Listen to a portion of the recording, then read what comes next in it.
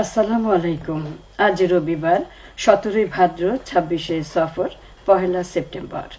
বাংলাদেশ বেতার সিলেট সংবাদ পড়ছি শিমুল আক্তার।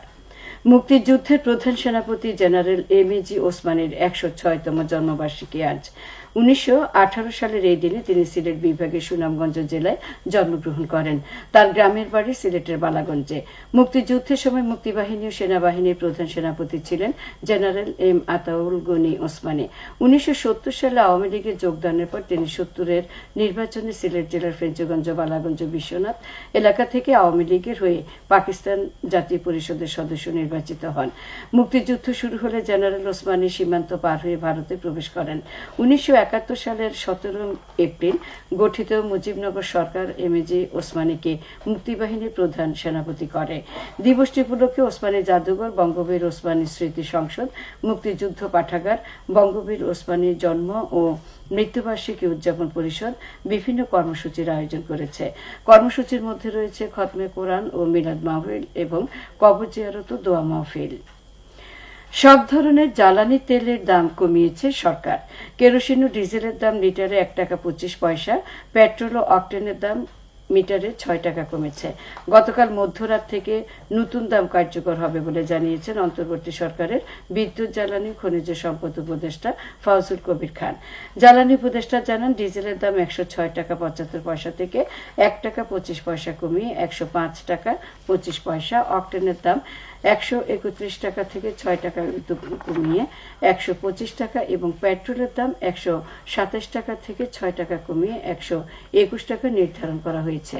এর আগে গত 30 জুন জ্বালানি তেলের দাম বাড়িয়েছিল বিদ্যুৎ, জ্বালানি, খনিজ সম্পদ মন্ত্রণালয়, যা 1 জুলাই থেকে কার্যকর হয়। সিলেটের শহীদ শামসুদ্দিন আহমদ হাসপাতালকে প্রস্তুত করা হয়েছে এমপক্সে আক্রান্ত রোগীদের জন্য। স্বাস্থ্য পরিবার কল্যাণ মন্ত্রণালয়ের নির্দেশনায় এই প্রস্তুতি নেওয়া হয়েছে। হাসপাতালের আবাসিক স্বাস্থ্য কর্মকর্তা ডাক্তার মোহাম্মদ মিজানুর রহমান জানিয়েছেন, এমপক্সে আক্রান্ত রোগী বা সন্দেহভাজন রোগীদের চিকিৎসার জন্য হাসপাতালের একটি ওয়ার্ড প্রস্তুত করা হয়েছে। এই ওয়ার্ডে 10টি শয্যা এবং 2টি ইন্টেনসিভ কেয়ার ইউনিট, আইসিইউ ও একটি কেবিন প্রস্তুত করা হয়েছে। ডাক্তার মিজানুর রহমান আরও জানান, এমপক্সের বিষয়ে চিকিৎসকদের তথ্য অনুসন্ধান ও স্টাডির নির্দেশনা দেওয়া হয়েছে। বিশ্ব স্বাস্থ্য সংস্থা WHO এমপক্স নিয়ে বিশ্বজুড়ে জরুরি অবস্থা জারি করেছে। বিশ্ব স্বাস্থ্য সংস্থার মতে, মাঙ্কিপক্স বা এমপক্স ভাইরাস হল অর্থোপক্স ভাইরাসের একটি ধরন। গুটি বসন্তের সাথে সম্পর্কিত হলেও এটি তুলনামূলকভাবে কম ক্ষতিকারক। আগে এটি প্রাণী থেকে মানুষের শরীরে সংক্রমিত হতো, কিন্তু এখন এটি এক মানুষ থেকে অন্য মানুষের শরীরে সংক্রমিত হচ্ছে। এই রোগের প্রাথমিক লক্ষণগুলো হলো জ্বর, মাথা ব্যথা, শরীরে ফুসকুড়ি এবং ব্যথা। আক্রান্ত হলে 2 থেকে 3 সপ্তাহ সময় লাগে সুস্থ হয়ে উঠতে। সিলেট ওসমানী আন্তর্জাতিক বিমানবন্দর সম্প্রসারণ কাজ দ্রুত সময়ের মধ্যে শেষ হয়ে যাবে বলে জানিয়েছেন বেসামরিক বিমান চলাচল কর্তৃপক্ষ chairman air vice marshal Mohammad Manjur Kabir Bhuiyan. গতকাল সিলেট ওসমানী আন্তর্জাতিক বিমানবন্দর সম্প্রসারণ কাজের অগ্রগতি পরিদর্শনকালে সাংবাদিকদের প্রশ্নের জবাবে তিনি এই আশ্বাস দেন। তবে প্রকল্পের নির্ধারিত সময়ের চেয়ে আরও কিছু সময় বেশি লাগতে পারে বলেন তিনি। এ সময় বেসামরিক বিমান চলাচল কর্তৃপক্ষের ঊর্ধ্বতন কর্মকর্তা, বিমানবন্দরের ঊর্ধ্বতন কর্মকর্তারা উপস্থিত ছিলেন। মৌলভীবাজারে 2টি পৌরসভা সহ 5টি উপজেলার বন্যা পরিস্থিতি অপরিবর্তিত রয়েছে। জুড়ি নদীর পানি কমছে ধীর গতিতে। এই নদীর পানি এখনো বিপদসীমার 126 সেন্টিমিটার উপর দিয়ে প্রবাহিত হচ্ছে। অপরদিকে প্রধান 2টি হাওর, কাওয়া দিঘি ও হাকালুকির পানি আবারও বৃদ্ধি পেয়েছে। তবে পৌরসভার 4টি ওয়ার্ডের পানি কমেছে। এসব এলাকার 2.5 লক্ষাধিক লোক এখনো পানিবন্দী। উপজেলা সদরের সাথে প্রত্যন্ত অঞ্চলের সড়ক যোগাযোগ এখনো বিচ্ছিন্ন রয়েছে। জেলা প্রশাসন জানায়, 2টি পৌরসভার 7টি ওয়ার্ড সহ 5টি উপজেলার প্লাবিত গ্রামের সংখ্যা 386টি। এখন পর্যন্ত এসব এলাকার প্রায় 2.5 লাখ লোক বন্যার পানিতে আক্রান্ত। চলমান 82টি আশ্রয়কেন্দ্রে আশ্রিত লোক সংখ্যা প্রায় 7,500 জন। বন্যা আক্রান্ত এলাকায় সেনাবাহিনীর সহযোগিতায় সরকারি বেসরকারি উদ্যোগে পানিবন্দী লোকজনকে উদ্ধার ও ত্রাণ সামগ্রী বিতরণ অব্যাহত আছে। সেনাবাহিনীর নিজস্ব তত্ত্বাবধানে 15টি অস্থায়ী ক্যাম্পের মাধ্যমে বন্যার্তদের মধ্যে স্বাস্থ্য সেবা প্রদান করা হচ্ছে। জেলা সিভিল সার্জন কার্যালয় জানায়, বন্যা উপদ্রুত এলাকাগুলোতে ডায়রিয়া, আমাশয়, সর্দি, কাশি, জ্বর ও চর্মরোগের ব্যাপক প্রাদুর্ভাব দেখা দিয়েছে। গত 24 ঘন্টায় আক্রান্ত রোগীর সংখ্যা প্রায় 1,500। 74টি মেডিকেল টিমের মাধ্যমে চিকিৎসা সেবা ও বিনামূল্যে ওষুধ প্রদান করা হচ্ছে। পানি উন্নয়ন বোর্ড জানায়, জুড়ি নদী ব্যতীত সবকটি নদীর পানি বিপদ সীমার নিচ দিয়ে প্রবাহিত হচ্ছে।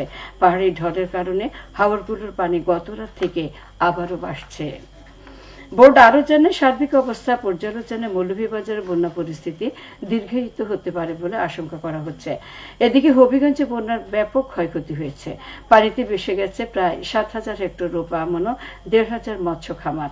পাশাপাশি গবাদি পশু, হাঁস মোরগ, ব্রিজ, রাস্তা ভেঙে ব্যাপক ক্ষয়ক্ষতি হয়েছে। সব মিলিয়ে জেলায় এবছর বন্যা ক্ষতি হয়েছে 70 কোটি টাকা। টানা বৃষ্টি ও ভারত থেকে নেমে আসা পাহাড়ি ঢলে পানিবন্দী হয়ে পড়েন জেলার 7টি উপজেলার 65,000 মানুষ। সংশ্লিষ্ট অধিদপ্তরের দেয়া তথ্য মতে জেলায় মৎস্য খামার ও রোপা আমনের ক্ষতি হয়েছে প্রায় 20 কোটি। গবাদি পশু, হাঁস মোরগ বন্যা কবলিত হয়ে ক্ষতি হয়েছে 32.5 কোটি। রাস্তা ব্রিজ ভেঙে ক্ষতি হয়েছে 16 কোটি টাকার। সব মিলিয়ে জেলা এবারের বন্যায় 70 কোটি টাকার ক্ষয়ক্ষতি হয়েছে। সিলেটে পক্ষকালব্যাপী বিভাগীয় বৃক্ষ মেলা শুরু হয়েছে গতকাল। নগরের আলিয়া মাদ্রাসা মাঠে মেলার উদ্বোধন করেন বিভাগীয় কমিশনার ও সিটি কর্পোরেশনের প্রশাসক আবু আহমদ সিদ্দিকী।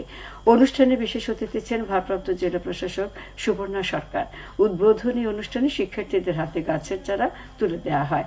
মেলা প্রতিদিন সকাল 9টা থেকে রাত 9টা পর্যন্ত সবার জন্য উন্মুক্ত থাকবে। সবশেষে আবহাওয়া। আজ বেলা 1টা পর্যন্ত পূর্বাভাসে বলা হয়েছে, সিলেট সহ পার্শ্ববর্তী এলাকায় আজ কোনো সতর্কবাণী নেই বা কোনো সংকেত দেখাতে হবে না। আজ সিলেটে সূর্যোদয় হয়েছে 5টা 33 মিনিটে এবং সূর্য অস্ত যাবে সন্ধ্যে 6টা 11 মিনিটে। সংবাদ শেষ হলো। আমাদের পরবর্তী স্থানীয় সংবাদ প্রচারিত হবে দুপুর 1টা বেজে 5 মিনিটে।